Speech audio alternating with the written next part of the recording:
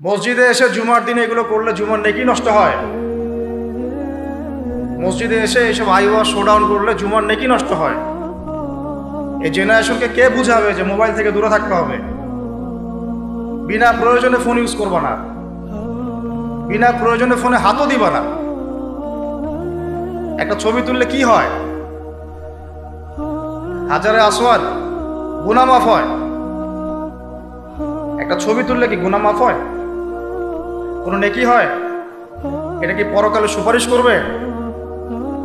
এই মোবাইলের আসক্তির কারণে এই যুব সমাজের চিন্তার ক্ষমতা নষ্ট হয়ে গেছে। বিশ্বাস করেন আমার কথা, আমার কথা বিশ্বাস করেন। এই মোবাইল আসক্তির কারণে এই যুব সমাজ আর চিন্তাই করতে পারে না। সারা দিন ফোনে ব্যস্ত, সারাটা দিন সময় পাইলেই ফোন। আর ফোনে কি? YouTube, Facebook, WhatsApp, Instagram. আমাদের বাপদাদার এই যে ভাইদের বয়সী যারা এখন 40, 45, 50 এজের মধ্যে আছেন, যারা এই দেশ চালায়, সমাজ চালায়, অর্থনীতি চালায়, তাদের চেয়ে এদের চিন্তা শক্তির লেভেল অর্ধেকেরও কম। আমি আপনাদেরকে গ্যারান্টি দিচ্ছি, এখন যদি আরেকটা মুক্তিযুদ্ধ হয়, আল্লাহ না করুক, তাহলে এই তরুণ প্রজন্ম কিচ্ছু করতে হবে। আপনি আমার কথা বিশ্বাস করেন। টিকটকের একটা ভিডিওর জন্য এদের কাণ্ডকীর্তি দেখলে মনে হয় যে না মানুষ, না গরু, না ছাগল, কি আসলে। আর আমরা তো ঢাকা শহরের মতো শহরে থাকি। একটা টিকটকের ভিডিও বানানোর জন্য এরা যে কি করে চিন্তা করতে হবে। কাপড় খুলে ল্যাংটা হয়ে নাচে একটা টিকটকের ভিডিও করার। একজন আলেমে দিন আসছে, তাকে মানে মোবাইলে বিরক্ত করতে করতে তার লেকচারের টপিকটাই নষ্ট করে। আর আমরা যে ওস্তাদদের কাছে পড়াশোনা করি, আমি জীবনে আমার ওস্তাদকে এটা বলার সাহসই পাই নাই, ওস্তাদ আপনার সাথে কি একটা ছবি তোলা যাবে? আমি আল্লাহর কসম করে বলছি, আমি এই পর্যন্ত, আমি যার কথা বলছি তিনি এই উপমহাদেশের অন্যতম একজন শ্রেষ্ঠ মুহাদ্দিস। আমরা তাদের কাছে যাওয়া আসা করি পড়াশোনার জন্য, দিনী জ্ঞান শেখার জন্য। আজ পর্যন্ত আমি কোনোদিন বলতেও পারি নাই যে উস্তাদ আপনার সাথে একটা ছবি তুলতে চাই। বিশ্বাস করেন। কিন্তু এই ওয়াজ মাহফিল, এইটা ওইটা, এইসব জগৎগুলোতে গিয়ে আমরাও নষ্ট হয়ে গেলাম। মানুষের মধ্যে নূর, তাসকিয়া, আদব, মসজিদের আদব কায়দা, ভদ্রতা সব নষ্ট হয়ে গেছে। এবং এর অন্যতম একটা প্রধান কারণ মোবাইল ফোন। আজকের লেকচারের টপিক মোবাইল ফোন না, এই যে কথাগুলো বলতে বাধ্য হলো। যখন আমরা এখন আলোচনা করতেছি, এই সময় কটা বাজে? এখন 12:50। এই সময়ে না জানি কতগুলা মুসলমান এখন শহীদ হয়ে গেল। এই সময় যখন আমরা এখন আলোচনা করতেছি, ঠিক এই সময় না জানি কতগুলা বোন সৈন্যরা তুলে নিয়ে চলে গেল। না জানি কতগুলা বাচ্চার মগজে আবার বোম মারল, গুলি করল। এই সময় যখন আমরা কথা বলছি এখন, আর মিডিয়াতে সংখ্যা আসবে খালি 6,000 মরল, 6,500, 7,000, কোনো ফিলিংসই নাই। মোবাইল ফোনেই আছে, স্ক্রল করে আর দেখে কতজন, ও 10,000 মরছে, কি আমি তো আর মরি নাই, আমার দেশেও তো আর হয় নাই। বিশ্বাস করেন, আমরা এখন আর কোনো জায়গায় মানুষের পর্যায়ে করতেছি। মানুষ কাকে বলে? যার আবেগ অনুভূতি আছে, যার ব্যক্তিত্ব গায়রত আছে, যার সম্মানবোধ আছে, রুচিবোধ আছে। মুসলিম উম্মাহ কাকে বলে? যার একটা অংশে আঘাত লাগলে আর এক অংশ ব্যথা পাবে, নাকি ভাই? ভুল বললাম না? ঠিক বললাম? একটা মুসলিম উম্মাহ মানে কি? একটা অঙ্গে আঘাত লাগছে, আরেকটা অঙ্গ ব্যথা পাবে। আদতে কি এটা হচ্ছে? প্যারালাইজড। ওই যে বলি না প্যারালাইজড, আমাদের মধ্যে প্যারালাইসিস ঢুকে গেছে। জুমার খুতবার সময় এমনি অল্প 5 মিনিট নষ্ট করলাম, আল্লাহ মাফ করুন। সরাসরি কিছু কথা আপনাদেরকে বলি, একদম সরাসরি। আমরা এখন এমন একটা সময় আছি, এই যে এই শেষ জামানায়, এই যুগে ফিতনা থেকে বাঁচা 4টাখানি কথা। আর এই ফিতনা থেকে বাঁচতে না পারলে জান্নাতে যাওয়া যাবে না। এই ফিতনাগুলো শুধু রাষ্ট্রে আর বিশ্বেই নাই, আমাদের রিজিকেও ঢুকে গেছে, পরিবারও ঢুকে গেছে, সমাজও ঢুকে গেছে, ধর্মেও ঢুকে গেছে। আমি সরাসরি কথা বলছি। রাষ্ট্র, বিশ্ব, অর্থনীতি, সমাজ, পরিবার, ধর্ম আর সংস্কৃতি, এমন কোনো ক্ষেত্র বাকি নাই যেখানে ফিতনা ঢোকে নাই। এখান থেকে বাঁচা 4টাখানি কথা না, এখান থেকে বাঁচতে হলে আমাদেরকে প্রথমে যেটা করতে হবে, আগে দিনের জ্ঞান অর্জন করতে হবে। আপনি এই জেনারেশনকে জিজ্ঞাসা করেন, আমাদের স্বপ্ন তো এই জেনারেশন কি নেই নাকি? যাদের বয়স 50 হয়ে গেছে তারা আর কি করতে পারবেন দিনের জন্য? হয়তো তারা 20-30 বছর পৃথিবীতে থাকবেন হাইয়েস্ট, আল্লাহ ভালো জানে। আগামী বিশ্বকে কে নেতৃত্ব দিবে? যাদের বয়স এখন 20 থেকে 40 অথবা 10 থেকে 30, এই তো এই জেনারেশনকে আপনি দেখেন তাদের কত পার্সেন্ট কোরআন তেলাওয়াত করতে জানে। আপনি এই যে আজকে যারা আসছে সবার কোরআন তেলাওয়াতের টেস্ট নেন, একজন আলেমের সামনে বসান, একজন একজন করে ডাকেন, দেখেন সূরা ফাতিহা পড়তে পারে বলুন। এই মুসলিম উম্মাহ মার না খেলে কোন মুসলিম উম্মাহ মার খাবে আমাকে বুঝান। আমি তো বুঝি না, আমার জ্ঞান কম। এই মুসলিম উম্মাহ যদি মার না খায় কোন মুসলিম উম্মাহ মার খাবে? আজকে যারা আসছে এখানে বা এর পরেও আসবে জুমার দিনে, আপনি এদেরকে 5 ওয়াক্ত নামাজে পাবেন। তাহলে যারা 5 ওয়াক্ত নামাজ পড়তেছে না, জুমার নামাজটাকেই দিন মনে করে, তাহলে এই মুসলিম মারা না খেলে কে মারে? আমাকে বুঝান, আমি বুঝি না, কিছু বিষয় আমি বুঝি না।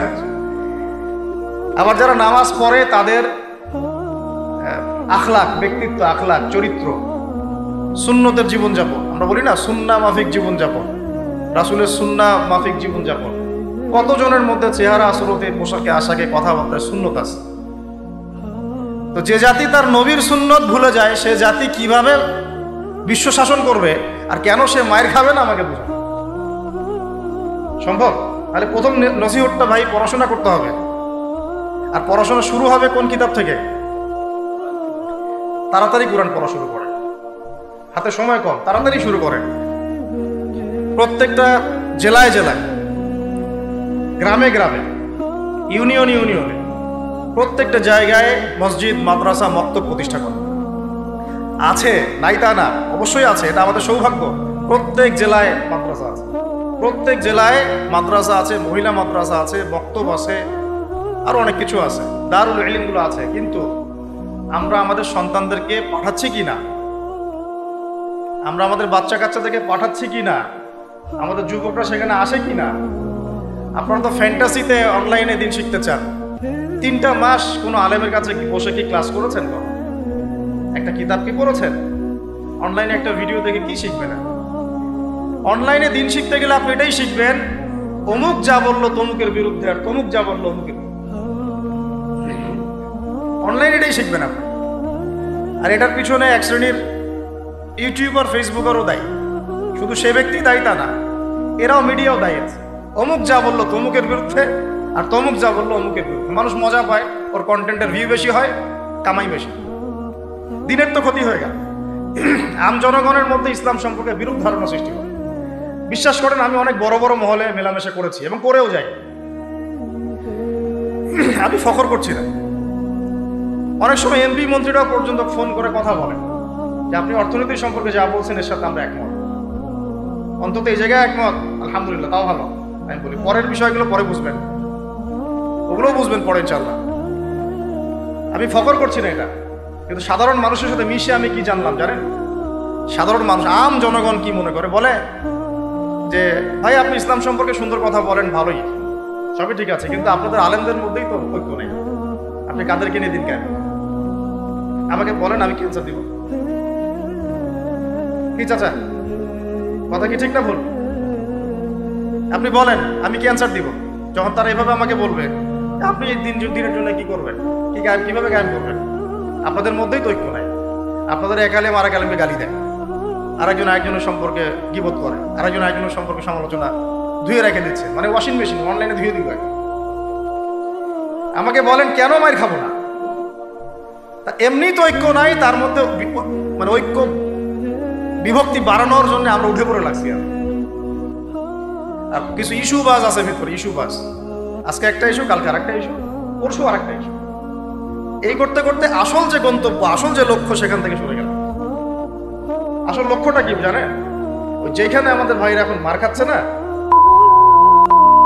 আমাদের আসল লক্ষ্য ওইটাই পৃথিবীর এমন একটা জায়গা যেখান থেকে সভ্যতা শুরু হয়েছে। পৃথিবী মক্কা থেকে শুরু হয় নাই, ওই দিন থেকে পুরো বিশ্বে সভ্যতা শুরু হয়েছে। আজকে থেকে এটা 10,000 বছর আগের কথা। ওখান থেকেই শুরু হয়েছে, আর ওখানেই পৃথিবী শেষ হবে। ওইখানেই যতক্ষণ পর্যন্ত ঈসা আলাইহিস সালাম না আসছেন এবং ইসলামী খেলাফত আবার কায়েম না করছেন, কিয়ামত হবে না। এই যে আসল জায়গাটা থেকে আমাদেরকে সরাই দেওয়া হয়েছে না? কয়জন ভাবে এটা নিয়ে? কয়জন জানে বা এটা নিয়ে? জানেই বা কয়জন? কিছু মানুষ আছে সারা জীবন হাত বাঁধা নিয়ে আপনাকে ব্যস্ত করে রাখবেন। বাঁধবেন কোথায়? এখানে বাঁধবেন, এখানে বাঁধবেন, এইভাবে বাঁধবেন, এইভাবে বাঁধবেন, 5টা 6টা জায়গা নিয়ে ক্যাচাল করতে করতে করতে হায়াতই শেষ হয়ে যেত। মনে করেন এক ভাইয়ের হাত নাই, এইভাবে দাঁড়া দাঁড়া নামাজ পড়তেছে, নামাজ হবে না? হবে না? আমার হাত আছে, আমার এখানে একটা ফোড়া উঠছে, মনে করেন সত্যি সত্যি উঠছে, এটা মিথ্যা বলছি না, তা আমি এভাবে নামাজ পড়তে হবে কি না? হবে না? হাত বাঁধেই নাই সে, হবে না? হবে না? আর যখন বোম পরে জান থাকবে না, তখন হাত বাঁধে কি করবে? এখন উম্মার মধ্যে মারামারি কাটাকাটি বিভক্তি, আর কাফেররা এসে উম্মার সাথে যুদ্ধ করা শুরু করবে, তখন হাত বাঁধে নিয়ে ব্যস্ত থাকবে। এই ব্যস্ত আছেন বলেই তো হাতে অস্ত্র ধরতে পারছি না। এক ভাই খুব সুন্দর কথা বলছে যে বাংলাদেশ থেকে এরকম কিছু শায়েক এবং মানুষকে হায়ার করা এবং এদেরকে ছড়িয়ে দেওয়া, তাহলে জীবনেও তিনিরা আর অস্ত্র হাতে নিতে পারে, ওরা এগুলো নিয়েই ব্যস্ত থাকবে।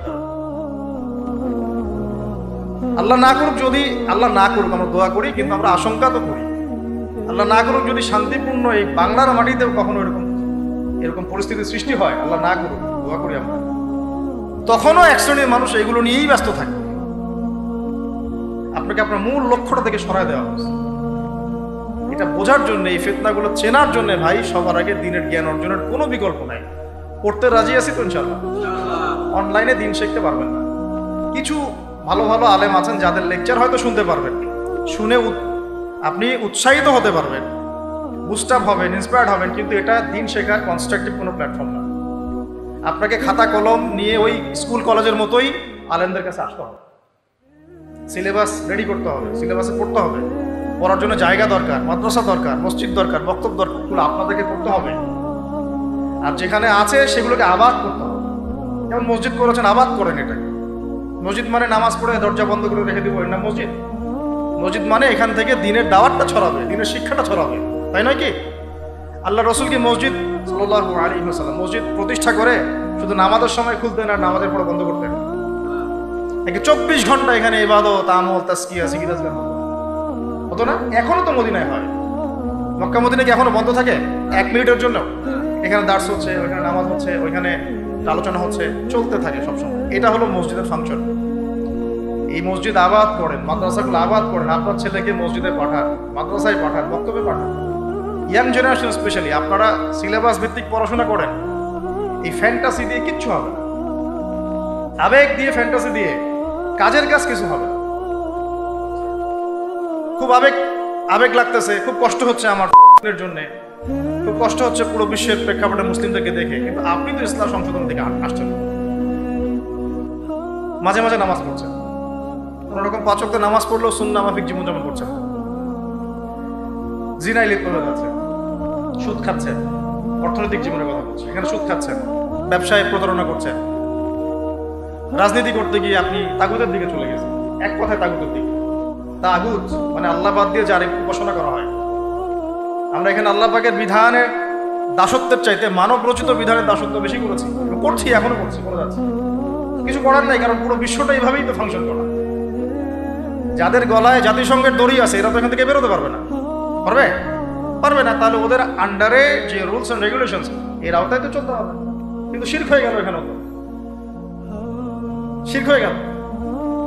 মার না খাওয়ার কোনো কারণ নাই আমাদের এই পর্যন্ত যে আমরা শান্তিপূর্ণভাবে নামাজ কালাম পড়তে পারছি আল্লাহ পাকের। বিশ্বাস করেন আল্লাহ পাকের খাস রহমত। জানি না কত বছর এই রহমত থাকবে এইভাবে যদি আমরা সতর্ক না হই। সতর্ক হওয়ার জন্যই বলছি ভাই, এগুলো নিয়ে আমরা অনেক ভাবি, না বুঝে না জেনে একটা শব্দ বলছি না। আল্লাহর কসম, আমি না বুঝে না জেনে না স্টাডি করে একটা কথা বলতেছি। শেষ জামানার সবচেয়ে ইম্পর্টেন্ট জায়গা ওই, পুরো বিশ্বটা ওইখানে গিয়ে আস্তে আস্তে শেষ হয়ে যাবে। সামনে যত বড় বড় ঘটনা, মালহামা মানে মহাযুদ্ধ, তারপরে ইমাম মাহদির আগমন, তার আত্মপ্রকাশ, এদেরকে নিয়ে বিশ্বটাকে শাসন করবে, তারপরে ঈসা আলাইহিস সালামের আগমন, সাথে মুসলিমদের যুদ্ধ, তারপরে ওই আবার বিজয় করা, ওইখানে ঈসা আলাইহিস সালাম আবার 40 বছর খেলাফত চালাবেন, 40 বছর। এই পুরো ঘটনাগুলো ওই জায়গা কেন্দ্র করে, আমাদের কোনো হদিসই নেই। আরো অনেক বিষয় আছে, কিন্তু মূল কথাটা হচ্ছে আমরা পৃথিবীতে হাসি থামাশা করতে, ঠাট্টা ছলনা করতে আসি না। আল্লাহ পাক প্রত্যেককে কিছু না কিছু দায়িত্ব দিয়ে পাঠাইছেন এবং আমাদের প্রত্যেককে আল্লাহ পাক পরীক্ষা করছেন, এবং এই হায়াতের রিজিকের নিয়ামতের আল্লাহ পাক আমাদের কাছে পাই পাই করে হিসাব নেবেন। এই যে শ্বাস নিচ্ছে একটা শ্বাস, এই একটা শ্বাসেরও হিসাব আল্লাহ পাক নিবেন। একদিন নবীজি একটা বাগানে ঢুকলেন, তিনি ক্ষুধার্ত, সাথে আবু বকর সিদ্দিক। আবু বকর, তোমার বাসায় কি খাবার আছে? ইয়া রাসূলুল্লাহ, আমার বাসায় খাবার নেই। তা চলো ওমর, রাস্তায় ওমরের সাথে দেখা। ওমর, কি অবস্থা? ইয়া রাসূলুল্লাহ, ক্ষুধার্ত, বাসায় খাবার নেই, আমার বাসায় খাবার। তিনজনে হাঁটতে হাঁটতে ঢুকলেন তালহা রাদিয়াল্লাহু আনহুর বাগানে। সেখানে মাশাআল্লাহ ঠান্ডা পানি খেলেন, খেজুর খেলেন, তৃপ্তি করে খেলেন। মাশাআল্লাহ, সে বাগান অনেক সুন্দর বড় ছিল। খেয়ে নবী সাল্লাল্লাহু আলাইহি ওয়াসাল্লাম বললেন, সুম্মা লাতুসআলুন্না ইয়াওমাইযিন আনিন নাঈম, যে অবশ্যই কিয়ামতের দিন আল্লাহ পাক এই ঠান্ডা পানি সম্পর্কেও আমাদেরকে জিজ্ঞাসা করবেন। আমরা প্রস্তুত নিঃশ্বাসের জবাব দেওয়ার জন্য, হিসাব দেওয়ার জন্য, পানির হিসাব দেওয়ার জন্য? ঠান্ডা পানিতে গোসল করে আসছেন আজকে সবাই, তৃপ্তি পেয়েছেন। শুকরিয়া কখন আদায় হয় যে আল্লাহ পানি নাজিল করেছো, এই জন্য তোমার শুকরিয়া। খেলাম 4টা ভাত, এই 4টা ভাত নাই। আমার কথা বিশ্বাস করেন, কথাগুলো আমি কলিজা থেকে বলছি। আমি জীবনে খাবার হাতে নিয়ে 2 দিন কেটেছি। একদিনের ঘটনা আমি বলতে পারবো না, এটা কি আমাদের মাঠে দেখা যাবে। অনেক বাধ্যবাধকতা আছে, আমরা বলতে পারবো। তবে খাওয়ার কথা ছিল আমার খিচুড়ি। আমার সাথে 3-4 জন গেস্ট ছিল। আমি বাসায় ফোন করেছি, আমার সাথে গেস্ট আছে, কি রান্না করলে ভালো হয়? বললাম খিচুড়ি করলে ভালো হয়, খেয়ে ফেলবে তাড়াতাড়ি। ওই খিচুড়ি খাওয়া হলো না, কোনো একটা কারণে খাওয়া হলো না। একদিন পর সেই খিচুড়ি খেতে পারলাম। দেখলাম যে একদিন পর যে খাবারটা আমার কাছে এসেছে এটা খিচুড়ি, যে খিচুড়ি আমার বাসায় খাওয়ার কথা ছিল। ওই দিন ওইটা দেখে আমার চোখ দিয়ে পানি পড়লো যে এই খাবারটা আমার এখানে খাওয়ার কথা ছিল। আর একদিন এই যে 8 তারিখ না 9 তারিখে যখন আমরা আমার বাসায় খাবার নিয়ে আসছে, রোজা করলে তো খাইতে ভালো লাগে নাকি? ইফতার করার পরে খাবারটা খেতে ভালো লাগে না? শান্তি লাগে। রুটি, গরম গরম রুটি, খাসির গোশত, খুব ফেভারিট খাবার মুসলিমদের। বিশ্বাস করেন খেতে পারতেছি না, মিথ্যা কথা বলছি না, আমি ফখর করেও কিছু বলছি না, আল্লাহর কসম, আল্লাহ সাক্ষী। কারণ আমাদের বাচ্চারা তো খেতে পারছে না, ওখানে আমার বোনরা খেতে পারতেছে না, আমার ভাইরা খেতে পারতেছে না। ওরা খাচ্ছে একটা জিনিসই, বুলেট আর আকাশ থেকে বোম। আমরা তৃপ্তি করে খাচ্ছি, একবার ফিকিরও হয় না যে এর জন্য আল্লাহর শুকরিয়া আদায় করতে হবে, আমাদের কৃতজ্ঞতা স্বীকার করা উচিত, ওদের কষ্টে আমাদের ব্যথিত হওয়া উচিত। খাবারটুকু পাঠাতেও তো পারছি না, যে আমরা সবাই 10-20 টাকা করে তুলে 1 কোটি টাকা ফান্ড একটা কালেক্ট করে পাঠাই দিব, এই সুযোগটাও তো পাচ্ছি না। এত সহজ কি ব্যাপারটা? কে যাবে, কে দিবে? আর যারা কাজ করছে তারাও অথেন্টিক কিনা, আসলে এই জায়গায় যাচ্ছে কিনা, ওরা পাচ্ছে কিনা, চতুর্দিক থেকে তো অবরুদ্ধ জায়গা। আমরা সবাই মিলে আমাদের ভাই বোন শিশুদেরকে ওখানে মরার জন্য ছেড়ে দিয়েছি, এটাই সত্য কথা। এবং এর জন্য পুরা উম্মাহকে জবাব দিতে হবে, পুরা উম্মাহকেই জবাব দিতে হবে। সবচেয়ে বড় জবাব দিতে হবে আরবের নেতাদেরকে, আশপাশের যারা নেতা আছে এদেরকে। আরবের যে নেতারা আছে এদেরকে বিগত 70 বছর ধরে ওরা যা যা করেছে এর উত্তর দিতে হবে, জবাব দিতেই হবে, কোনো উপায় নাই। আমাদেরকেও দিতে হবে, প্রত্যেক রাষ্ট্রপ্রধানকে দেওয়া লাগবে।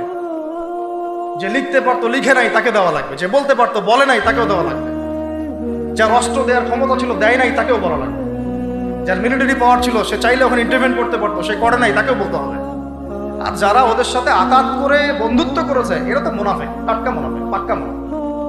এরাই তো তারা যারা কাফেরদের সাথে জাহান্নামের তলদেশে থাকবে, মুসলিমদেরকে বাদ দিয়ে মুনাফিক বন্ধুত্ব করেছে।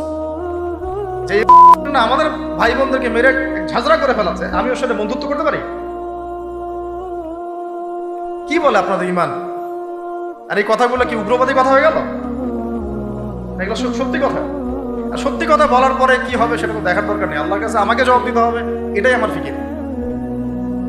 তো যারা দোয়া করতে পারবে তারা যদি দোয়া না করে আল্লাহর কাছে জবাব দিতে হবে, যারা বলতে পারে যদি না বলে আল্লাহর কাছে অ্যান্সার দিতে হবে, যারা খাবার পাঠাতে পারতো তারা পাঠায় নাই, আল্লাহর কাছে অ্যান্সার দিতে হবে।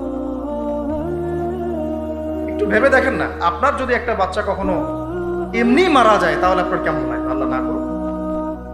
একটা বাবার জন্য সবচেয়ে কষ্টের কোন সময়টা বলেন? নিজের সন্তানকে দাফন করা। আমরা তো কখনো করি নাই এটা, আমরা বুঝবো কিভাবে? যে ঘুমটাওয়ালা কিছু লোক বসে বসে অনলাইনে বলতেছে যে এগুলো ফিতনা, এটাই, ওরা কি কখনো নিজের সন্তানকে দাফন করেছে নাকি? কখনো কষ্ট স্বীকার করেছে নাকি? কখনো রিমান্ডে গিয়েছে নাকি?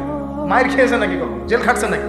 ও তো সুখে আছে, 3 বেলা খাচ্ছে যাচ্ছে, মাশাআল্লাহ, সুখে শান্তিতে জীবন যাপন। ও কি বুঝবে উম্মার কষ্ট? ও কি বুঝবে বাচ্চাদের কষ্ট, মা বোনদের কষ্ট? আমরা সর্বোচ্চ বলতে পারতেছি ব্যাস, কিন্তু সচেতনতা তো তৈরি করা দরকার। আপনার ছেলে যদি বলে ওখানে কি হচ্ছে, ওকে বলা উচিত, বাবা ওখানে কিছু শয়তান আছে, যে শয়তানগুলা আমাদের নিরীহ বাচ্চাদেরকে মেরে ফেলছে। তুমি যখন বড় হবা তোমাকে আল্লাহ পাক সামর্থ্য দিলে তুমি শয়তানগুলোকে মেরে ফেলবে। বাচ্চাকে শেখানো উচিত। ওরা 100 বছর থেকে ওদের বাচ্চাকে এগুলো শিখাইছে। ওরা 100 বছর থেকে ওদের বাচ্চাদেরকে শিখাইছে যে মুসলমানরা হচ্ছে পৃথিবীর সবচেয়ে জঘন্য প্রাণী।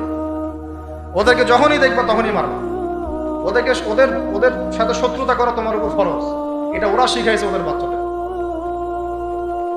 আমাকে বলেন, কোন মানুষ, একটা সুস্থ স্বাভাবিক মানুষ হাসপাতালে বোমা ফেলতে পারে কিনা বলেন?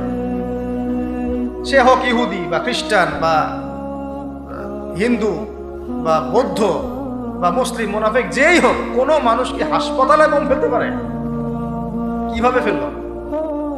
তাহলে কি পরিমাণ ক্ষোভ তারা ভিতরে ভিতরে লালন করে আপনার কি বোঝার বাকি আছে? ওরা সুযোগ পাইলে একটাকেও ছাড়বে না, সবাইকে মেরে দেবে। এই জন্য অল্প অল্প করে আগাচ্ছে, অল্প অল্প করে, আস্তে আস্তে। আমি এটা নিয়ে বিস্তারিত আলোচনা করছি বিগত প্রায় 1 মাস থেকে, আরো 5 বছর থেকে বলে আসতেছিলাম। লাস্ট 1 মাসে আপনারা দেখছেন এখন কি হচ্ছে। ধারাবাহিক এরকম সেশন আসবে ইনশাআল্লাহ। আরো অনেক কথা আছে, কিভাবে এই জায়গা তারা আসলো, এটা 4টাখানি কথা না, বিশাল হিস্ট্রি। এমন অনেক সময় হয়েছে, এগুলো কিছুই না, এমন অনেক সময় হয়েছে 1 দফাতে 2.5 লক্ষ মানুষকে মেরেছে তারা ওই জায়গাতে, 1 দফাতে। 1940 সালের কথা বলছি, এক্স্যাক্টলি 1939 সালের জুলাইয়ের দিকের কথা, 1939 সালের দিকের কথা। ওই সময় এরা ওখানে মধ্যে প্রায় 2.5 লক্ষ মানুষকে মেরেছিল। 2.5 লক্ষ মানুষ আপনাকে কি মনে হয়? এভাবে যদি আমি পরিসংখ্যান দিতে থাকি, এখানে আজকে 3-4টা বাজে। আমার কাছে কিতাবও আছে রেডি করা, এবং ইনশাআল্লাহ আল্লাহ পাক চাইলে ওটা পাবলিশও হবে ইনশাআল্লাহ। তখন আপনারা বাসায় পড়ে নিয়ে দেখেন কি হচ্ছে আসলে।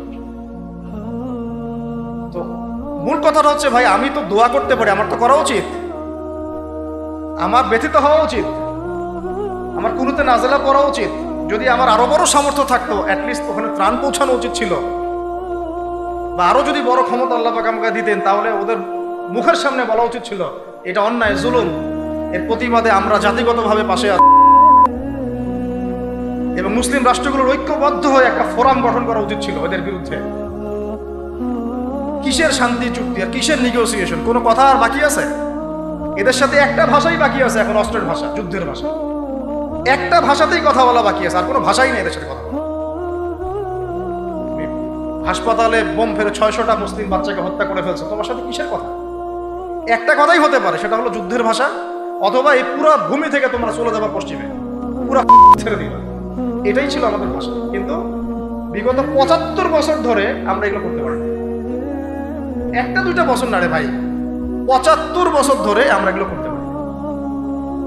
আমি এখানে গলা ফটায়, আমার আবেগ ঝেড়েও কি লাভ হবে তাও জানি না। অ্যাটলিস্ট আমরা আমাদের জবাবটা তো আল্লাহর কাছে দেওয়া লাগবে। আল্লাহ পাক আপনার অপারগতাও জানেন, আপনার সামর্থ্যের সীমাও জানেন। আল্লাহ পাক দেখবেন এর মধ্যে থেকে আপনি কি করেছেন, দেখবেন কি না? এখন ভাই আমাদের কি এইসব মোবাইল, সেলফি, হাবি জাবি এগুলোই জীবন? না আমাদের কি চিন্তা করতে হবে? একটু চিন্তা করতে গেলে প্রথম সলিউশন পড়াশোনা করতে হবে, কোরআন পড়তে হবে। যে যাই বলুক কোরআন পড়লেই হয়ে যাবে, সেই হয়ে যাবে, সব কথা বাদ দেন, আপনি কোরআন পড়েন। যে যাই বলুক না কেন, কোরআন পড়তেই হবে আপনাকে, এর অনুবাদ আপনাকে পড়তেই হবে, তাফসীর আপনাকে ঘাটতেই হবে। পাশাপাশি নবীর হাদিসগুলো আপনাকে পড়তে হবে। অবশ্যই কোনো না কোনো আলেমের উদ্বাস্তুর মতো জীবনযাপন করবেন না। এই 10 জন 20 জন সার্কেল নিয়ে ওলামায়ে কেরামদের মধ্যে যারা হক্কানি ওলামায়ে কেরাম, তাদের কাছে এসে পরামর্শ করে চলাফেরা করবেন, যাতে আপনি বিভ্রান্তির শিকার না হন, পরামর্শ করতে পারেন। বাংলাদেশে কি আলেম ওলামার অভাব আছে? যত তাদের মধ্যে বিভক্তি থাক, যতই তারা একে অপরের সাথে কলুশনে থাক না কেন, যত দল থাক, তারপরেও আপনি ওলামায়ে কেরামের সাথেই থাকেন। তারপরে তাদের জবাব তারা দিবে, বাট আপনি আপনার জায়গার দায়িত্বটা পালন করবেন এবং হকপন্থী চিনে নেবেন। হকপন্থী আর মুনাফেক চেনার সবচেয়ে উপযুক্ত সময় কোনটা সেটাও বলে দিই। হকপন্থী ওলামায়ে কেরাম আর মুনাফেক যারা মুসলিম উম্মার ভিতরে কাজ করছে আমাদের মতো লেবাস পোশাকে, এটা চেনার, ফাইন্ড আউট করার সবচেয়ে শ্রেষ্ঠ সময় হচ্ছে উম্মার এই সংকটপূর্ণ সময়গুলো। উম্মার উপর যখন কোনো বিপদ আপদ, বালা মুসিবত, সংকট আসবে, আপনি এমনি বুঝতে পারবেন কারা মুনাফেক কারা হকের উপর আছে। যদি আপনার বিবেক থেকে থাকে, আপনার বুঝ থেকে থাকে। এরপরেও যদি না চিনতে পারেন, অন্ধ, আপনার মতো একচোখ অন্ধ। এই মাজলুমদের বিপক্ষেও বহু আলেম কথা বলে নাই বাংলাদেশে, বলে নাই। আপনাকে আমি আর কিভাবে চিনাবো, কিভাবে চোখে আঙ্গুল দিয়ে চিনাবো যে আসলে কারা হকপন্থী কারা বাতিলপন্থী? এটুকু তো আপনার দায়িত্ব চেনার। কিভাবে এভাবে তাদের সাথে আপনি নিজের জীবনটা নষ্ট করে ফেলতেছেন? সুবহানাল্লাহ। আল্লাহ পাক আপনাদেরকে হেফাজত করুন, সঠিক পথে রাখুন, ওলামায়ে কেরামের সোহবতে থাকুন, হকপন্থী ওলামায়ে কেরাম। আর ভাই, প্রতিদিন যে সুন্নাহগুলো আছে এগুলো আমল করেন, নিজের উপর একটা সংশোধন নিয়ে আসেন। আল্লাহ পাক ততক্ষণ পর্যন্ত আমাদেরকে বিজয় দিবেন না যতক্ষণ না আমরা পরিপূর্ণ ইসলামে প্রবেশ করতেছি। পরিপূর্ণ ইসলাম মানে কি শুধু জুমার নামাজ পড়া, শুধু ঈদের নামাজ পড়া? আমাকে বলেন, আপনারা তো জানেন সবকিছু। পরিপূর্ণ ইসলাম মানে কি? 5 ওয়াক্ত নামাজ তো আপনাকে পড়তে হবে। আল্লাহ যদি তৌফিক দেন, সামর্থ্য দেন, তাহাজ্জুদও পড়তে হবে, চেষ্টা করতে হবে, নফল আমল বাড়াই দিতে হবে, জিকির আজগার, তেলাওয়াত, তাসবিহ, তাহলিল বাড়াই দিতে হবে, আল্লাহর কাছে কান্নাকাটি বাড়াইতে হবে, ফিতনা থেকে দূরে আসার চেষ্টা করতে হবে, এই জগতের মোহ ছাড়তে হবে। যতটুকুতে আমার জীবন চলে যায় বাস এতটুকুতেই। আমি এইভাবেও বলতেছি আপনাদেরকে এখন সরাসরি, নিজেদের আপনজনদের মধ্যে, পরিবারের মধ্যে, বংশের মধ্যে কেউ যদি আপনাকে দিনের পথে চলতে বাধা প্রদান করে, ফিতনা সৃষ্টি করে, আপনি তার থেকেও নিজেকে সরা রাখবেন। দিন আপনার, জীবন আপনার, মানে দিন আমার, জীবন আমার, ইহকাল আমার, পরকাল আমার, জবাব আমার। আমার অন্য কারো দ্বারা প্রভাবিত হয়ে দিন নষ্ট করা যাবে যাবে? অনেক সময় হয় না, আমাদের বংশে, পরিবারে, কাছের অনেক মানুষ আপনাকে দিনের পথে চলার ক্ষেত্রে প্রতিবন্ধকতা সৃষ্টি করতেছে। আমি বলতেছি না ওদের সাথে আপনি সম্পর্ক নষ্ট করে দেন, কাট অফ হয়ে যান, এটা বলতেছি না। বলতেছি আপনি ইসলামিক দূরত্ব মেনটেন করেন, আপনি নিজেকে নিয়ে থাকেন, আপনি আল্লাহকে নিয়ে থাকেন। এক আল্লাহই আপনার জন্য যথেষ্ট, ইনশাআল্লাহ কাউকে লাগবে না। ইনশাআল্লাহ কেউ যদি না থাকে, এক আল্লাহই আপনার আমার জন্য যথেষ্ট। এটা কি বিশ্বাস করেন কিনা? এই আল্লাহ পাকই আমাদেরকে বাঁচিয়ে রাখছেন, আল্লাহ পাকের হাতেই আমাদের জীবন, আল্লাহ পাকই আমাদেরকে খাওয়ান। আল্লাহ থাকলে কিচ্ছু লাগে না। আর যারা আল্লাহ নাই, সারা দুনিয়া মিলেও তাকে সুখ দিতে পারবে, তার কিছুই করতে পারবে।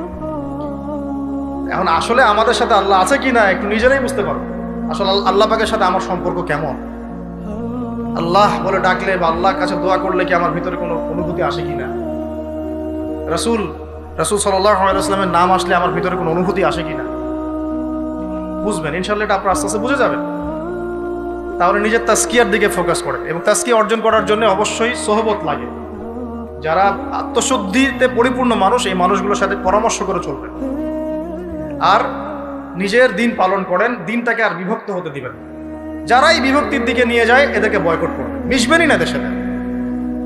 বরং আমি বলছি, বাংলাদেশে এমনিই তো শত শত দল হয়ে গেছে। এখন আপনি নিউট্রাল থাকবেন, নিজেকে বায়াসড করবেন না, নিউট্রাল থাকবেন। নিউট্রাল মানে নিরপেক্ষ। নিরপেক্ষ থেকে আপনি দেখবেন যে আসলে কার মধ্যে হকটা বেশি আছে।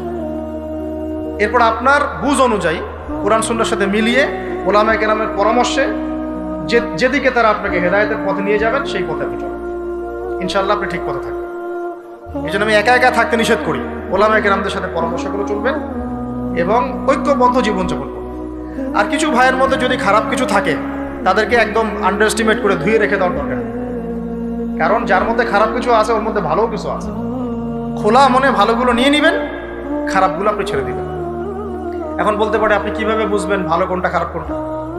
নিজে পড়বেন, নিজে জ্ঞান অর্জন করবেন, আল্লাহ পাক বিবেক দিয়েছেন, বোঝার চেষ্টা করবেন এবং আলেমদের সাথে পরামর্শ করবেন। ব্যাস, আল্লাহ পাক এরপরে আপনাকে যে পথে নিয়ে যাবেন ইনশাআল্লাহ সেই পথে আপনি চলবেন, উম্মার বিভক্তি বাড়াবেন। এরপরে যখন অর্থনীতির মধ্যে ঢুকবেন, ব্যবসা বাণিজ্য, রিজিক, চাকরি বাকরি, জান চলে গেলেও হারাম খাবেন না। আল্লাহ পাক তৌফিক দান করেন, আপনাকে তৌফিক দেখ, আমাকেও তৌফিক দান। কারণ আমরা সবাই হারাম খাচ্ছি, আমি নিজেও ফিল করি। হারাম না খেলে আমাদের দোয়া কবুল হইতো। দোয়া যে কবুল হচ্ছে না বোঝেন না। কাবা ঘরে দোয়া হচ্ছে বিগত প্রায় 40-50 বছর থেকে, আল্লাহ মুক্ত করে দাও, মুসলিম ভাইদেরকে সাহায্য করো, নুসরা নাজিল করো। আপনি দোয়ার কি বরকত দেখতে পারতেছেন? দোয়ার কি ইম্প্যাক্ট করতেছে? রিজিক হারাম, রিজিক অনেক সময় হারাম হয়ে যাচ্ছে আমাদের। এমনকি হজের মতো মৌসুমে, উমরার মতো মৌসুমে আমরা যে গোশতগুলো খাচ্ছি বাইরে, এগুলো যে কতটুকু আল্লাহর নামে জবাই করছে আল্লাহ ভালো জানে। ভাবতে হবে তো, এগুলা পারতেছি না। আমি সত্যি বলতেছি যে আমরা হালাল খাইতেও পারতেছি না মনে হয়। চেষ্টা করতে হবে 100% হালালের উপর থাকার। যদি আল্লাহর নামে জবাই না করা হয় সেটা কি হালাল হবে? যদি আমার টাকার মধ্যে সুদ থাকে হালাল হবে? যদি আমার টাকার মধ্যে ঘুষ থাকে হালাল হবে? বাংলাদেশের লক্ষ লক্ষ মানুষ নামাজ পড়ে মসজিদে, ঘুষখোর। বাংলাদেশের লক্ষ লক্ষ না, কোটি কোটি মানুষ মসজিদে নামাজ পড়ে, মুসল্লি সুদখোর। অনেক মসজিদ কমিটি আছে সুদখোর। ভাই আমার কথা বলতে কোনো ভয়ে কাজ করে না, আর আমি কারো পরোয়া করি না, সত্য কথা বল, এক আল্লাহ ছাড়া। বাংলাদেশে লক্ষ লক্ষ মানুষ আছে মসজিদে নামাজ পড়ে, সুদখোর, ঘুষখোর, দুর্নীতিবাজ, করাপ্টেড। আমাদের কথা বলছি, দাড়ি টুপিওয়ালা মানুষ, আমরা বহু দাড়ি টুপিওয়ালা মানুষ আছি সমাজে, চলাফেরা করি, আমাদের রিজিক ঠিক নেই, আরাম খাচ্ছি। দোয়া কবুল হবে? আল্লাহ পাক আমাদেরকে হারাম থেকে বাঁচান, হারাম থেকে বাঁচান। এরপর পরিবার যখন গঠন করতে যাবেন, ভুল করে পরিবারে অনইসলামিক কোনো মতাদর্শকে স্থান দিবেন। পরিবারের বউ বাচ্চা যেন পর্দা করে, খেয়াল রাখতে হবে। বিয়ে শাদী করার সময় খেয়াল রাখতে হবে কোন মেয়েটাকে বিয়ে করছে। একটা মেয়ের বাহ্যিক সৌন্দর্য সবকিছু না। 3 মাস 4 মাস খুব মজা লাগবে, তারপর দেখবেন যখন আসল লাইফে আমরা ঢুকে যাই তখন দেখবেন দায়িত্ববোধটাই সবচেয়ে বড় কথা হয়ে দাঁড়ায়। এই রওনাক চলে যাবে, দিনদারিতা না থাকলে এই রওনাক চলে যাবে। মেয়ে দিনদার কিনা এটা দেখবেন সবাই। দিনদার হলে যদি একটু গায়ের রং কালো হয়, বিয়ে করে ফেলেন, বিয়ে করে ফেলেন। বিয়ে তো কঠিন করে ফেলছে সমাজ, জেনা সহজ হয়ে গেছে। মোস্তফা কামাল আতাতুর্ক যখন ক্ষমতায় আসছিল না, আমি সংবিধান চেক করলাম আজকে পড়তে পড়তে এক জায়গায়, ওই সময়কার সংবিধান তুরস্কের। মোস্তফা কামাল আতাতুর্ক যখন 1918 সালের পরে ক্ষমতায় আসছে, ওকে তো ক্ষমতায় বসাইছে ব্রিটেন। এত জানেন হিস্ট্রিটা, আপনারা অনেকে জানেন যারা পড়াশোনা করেন। ওর সংবিধানে লিখেছে যে একাধিক বিয়ে করা হারাম, আর অমুসলিম নারীকে বিয়ে করাও বৈধ। সব উল্টাই দিছে। আমাদের সমাজে এখন ওইরকম চিত্র দেখা যাচ্ছে যে আপনি 17 বছরে বিয়ে করতে পারবেন, 17 বছরে আপনি জেনা করছেন। আল্লাহ মাফ করুন, বাংলাদেশে 17 বছর বয়সে জেনা করা ছেলে মেয়ের অভাব আছে? আদমশুমারির মতো এই কুমারিত্ব টেস্ট যদি করা হয় ছেলে মেয়েদের, তারপর দেখা। তো বিয়েটাকে সহজ করা উচিত। বিয়ের বয়স একটা ফিক্স করা হয়েছে, এর সাথে তো আমরা এখন যুদ্ধ করতে পারবেন? ছেলেদের আচ্ছা ফিক্স করছে বুঝলাম। এখন ওই বয়সটা হয়ে গেলেই আপনার সন্তানের বিয়ের ব্যবস্থা করে ফেলেন এবং এটাকে সহজ করে দেন। এত জটিল করেন না, সহজ করে দেন যাতে করে ওরা জিনা থেকে বেঁচে থাকতে পারে। ভাই বিশ্বাস করেন, বহু দাড়ি টুপিওয়ালা মানুষ, এলেমওয়ালা মানুষ এইসব মিম্বরে দাঁড়ায় হক কথা বলতে পারে না জেনার কারণে। জেনার কারণে এই যে আমরা চলাফেরা করতেছি না, চোখের জেনা তো হচ্ছে অ্যাভেলেবল। অনেক সময় মনেরও জেনা হয়ে যাচ্ছে, মনে খারাপ চিন্তা চলে আসতে পারে না, দেখবেন মনের নূরটা নষ্ট হয়ে যায়। তখন আপনার ইমানের ওই তেজটা কাজ করে না। ভালো করে খেয়াল করে দেখুন, যখন মনের মধ্যে এই নূরটা নষ্ট হয়ে যায়, কিছু একটা নগ্ন মেয়েকে দেখে ফেলছেন বা একটা মেয়েকে দেখে আপনার অ্যাট্রাকশন তৈরি হয়ে গেছে, হতে পারে, আমরা তো ফেরেশতা না, হতেই পারে। তখন দেখবেন মনের মধ্যে নূরটা নষ্ট হচ্ছে। ওই সময় আপনি কিন্তু ইমানের এই জজবাটা শো করতে পারেন। তখন নবী সাল্লাল্লাহু আলাইহি ওয়াসাল্লাম বলেছেন, তখন যদি বাসায় স্ত্রী থাকে তোমরা স্ত্রীর কাছে চলে যাবা, নিজের প্রয়োজন মিটাই নিবা, তাহলে এই শয়তানি মন থেকে চলে যাবে। এখন তো বিয়ে করিনি, এটা মিটাবে কিভাবে? অনলাইনে ঢুকলেই দেখবেন আপনি নগ্নতা নগ্নতা নগ্নতা। এই ছেলে পেলে আমাদের সাথে যারা ঢাকায় থাকে এরা তো আরো জানে কি আছে ওখানে, কি হয়। ছেলে ছেলে নাই আর মেয়ে আর মেয়ে নাই, মেয়ে আর মেয়ে নাই, ও নিজে ছেলে। একটা মেয়ের যে চরিত্র খারাপ এটা বোঝার জন্য এতটুকু যথেষ্ট যে ও মোটর সাইকেলের পিছনে বসছে কিভাবে এটা দেখবেন। একটা আপনার শালীন দিনদার স্ত্রীকে নিয়ে যদি আপনি মোটর সাইকেলে জানো, দেখবেন তার বসার ধরনটা কেমন, আর যাদের সাথে এই যে ফ্রি মিক্সিং এ প্রেম প্রীতির সম্পর্ক করে এদের বসার ধরনটা কেমন। বসাই আপনাকে বলে দেবে কত বড় বেয়াদব, কত বড় আদবহীন বেহায়া একটা মানুষ। আমার কথা ইশারা দিচ্ছি, সত্য বলা যাবে। তো এটাকে সহজ করবেন, এখানে দিনদারিতাকে প্রাধান্য দিবেন, ভুলেও দুনিয়াদারিকে প্রাধান্য দিয়েন না। ও বাপের কয় টাকা আছে, ওর বিয়ে করলে আমি পাবো কি, কত সুন্দর ঐশ্বরিয়া রায়ের মতো কিনা, এগুলো দেখার কথা। এগুলো থাকে না, আস্তে আস্তে চলে যায়, দিনদারিতা থেকে যায়। ইব্রাহিম আলাইহিস সালামের স্ত্রীদের কথা আজকে আমরা স্মরণ করি না? হাজেরা আলাইহিস সালাম, তার ওই সবর, সাফা মারওয়ার সাই, তাওয়াক্কুল আল্লাহর কাছে এত পছন্দ হয়েছিল যে কিয়ামত পর্যন্ত যত মানুষ হজ করবে সাই না করলে হজ হবে না। দেখেছেন উনার ওই হাঁটা দৌড়াদৌড়ি আল্লাহর কাছে এত পছন্দ হয়েছে। আপনি জামজাম কূপ ওখানে যে তাওয়াফ করছেন না, তাওয়াফ করে যে পানি খেয়ে আসলেন, সাফা মারওয়া সাই করলেন, এই সাই না করা পর্যন্ত আপনার হজই হচ্ছে না, ওমরাই হচ্ছে না। একজন দিনদার মেয়ের দিনদারিতা আল্লাহর কাছে কিভাবে কবুল হয়ে থাকে? আমাদের মেয়েদেরকে বুঝান, বাসায় গিয়ে বোনদেরকে বুঝান, মাদেরকে বুঝান, স্ত্রীদেরকে বুঝান, তাদেরকেও একটা উদ্দেশ্যে আল্লাহ পাক সৃষ্টি করেছেন। কি উদ্দেশ্য? তারা যেন ইসমাইলের মতো প্রজন্ম জন্ম দিতে পারে। তাদেরকে সিরিয়াল দেখার জন্য পাঠানো হয় না, তাদেরকে রং তামাশা করার জন্য আর স্নো পাউডার মেখে বাইরে ঘোরার জন্য পাঠানো হয় না। এবং এটাকে কন্ট্রোল তো আমাদেরকে করতে হবে। এই যে বললাম, কন্ট্রোল করতে গিয়ে যদি দেখেন পারতেছেন না, আপনার দ্বারা হচ্ছে না, তখন কি প্রয়োজনে ডিসকানেক্টেড হয়ে যাবে। প্রয়োজনে ডিসকানেক্টেড হয়ে যাবেন, তাও নিজের দিনকে ক্ষতিগ্রস্ত হতে দিবেন। কিছু করার নাই তো, চেষ্টার উপর চেষ্টা করে যাচ্ছেন আপনি 10 বছর, 15 বছর, 5 বছর, 7 বছর, কোনো রেজাল্ট পাচ্ছেন না। আপনি কি করবেন? দিন ছেড়ে দেবেন? আপনিও তাদের মতো হয়ে যাবেন? আপনাকে আপনার স্বতন্ত্র জায়গায় থাকতে হবে। আল্লাহ পাক তৌফিক দান। আর ইসলাম সংশোধনের মধ্যে সমাধান আসলে আলহামদুলিল্লাহ। এরপরে বাচ্চা কাচ্চা যেগুলো হবে, এগুলো পয়েন্ট মনে রাখবেন, পড়াশোনা থেকে নিয়ে এই পর্যন্ত বাচ্চা কাচ্চা যেগুলো হবে, এক একটা বাচ্চাকে আগামী দিনের যোদ্ধা হিসেবে গড়ে তুলবে। কি যুদ্ধ করবে তারা? আগে আদর্শিক যুদ্ধ করবে, আদর্শিক যুদ্ধ করবে, যে আমরা ওইসব আদর্শে চলি না, আমাদের নিজস্ব আদর্শ আছে, এটা ইসলাম। আমাদের কিতাব আছে কোরআন, আমাদের সুন্নাহ আছে মুহাম্মদ সাল্লাল্লাহু আলাইহি ওয়াসাল্লামের সুন্নাহ। এরা বৈষয়িক শিক্ষাও শিক্ষিত হবে, ইসলামিক শিক্ষাও শিক্ষিত হবে ইনশাআল্লাহ। এরপরে এদের দ্বারা ইনশাআল্লাহ এমন জেনারেশন আমরা গড়ে তুলব, যে জেনারেশন আগামী দিনে ইসলামের পতাকা বহন করবে। আমরা যেটা পারি নাই, চেষ্টা চালাবো, আমাদের বাচ্চাদেরকে গড়ে তুলবো ইনশাআল্লাহ। পারা যাবে না? আল্লাহ পাক আমাদেরকে এই সব উদ্দেশ্যে দুনিয়াতে পাঠাইছে। এভাবে ইনশাআল্লাহ আমরা এলেম অর্জন, তাসকিয়া অর্জন, আমল বাড়িয়ে দেওয়া, হালাল খাওয়া, পরিবার গঠন করা, প্রজন্ম গঠন করা, এই কাজগুলো করতে করতে করতে আমরা আগাবো। এবং এখন যা চলছে এই ফিতনাগুলো থেকে আমরা নিজেদেরকে দূরে রাখার চেষ্টা করি। আর যেখানে যেখানে যেখানে মুসলিমদের এগেনস্টে এই কাফের, মুশরিক, জালেম, মুনাফিকরা পদক্ষেপ নেবে, আমরা আমাদের সাধ্য মতো এটাকে প্রতিহত করব। হয় জবান দিয়ে প্রতিহত করব, নাহলে লিখে প্রতিহত করব, নাহলে কোনো সাহায্য করে প্রতিহত করব, নাহলে অ্যাটলিস্ট দোয়া করে প্রতিহত। কিছুই নাই, কমপক্ষে কি করবেন?